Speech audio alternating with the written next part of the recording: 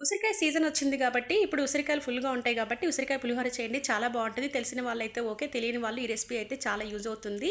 చాలా బావుంటుందనమాట. ఉసిరికాయ పులిహోర ఎలా చేస్తామో సేమ్ మామిడికాయ పులిహోర గూడా అంతే చేసుకోవాలి. మామిడికాయని తురుము పట్టుకొని సేమ్ ఇది మనం ఎలా చేసామో అలాగే చేయాలనమాట.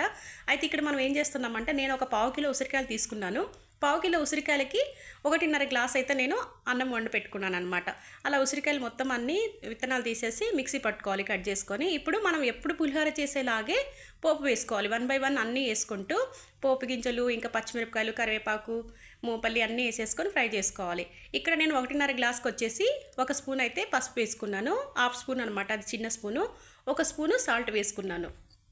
2 వేసేసుకొని నేను వేసుకున్న అన్నానికైతే సరిపోతది. మనం మిక్సీ పట్టుకున్న ఉసిరికాయ పొడిని ఇందులో వేసేసుకొని కొంచెం పచ్చి వాసన పోయేంత వరకు ఫ్రై చేయండి. నూనె ఇలా బయటకొస్తది కదా! అప్పుడు మనకి అది ఫ్రై అయినట్టు అర్థమవుతది.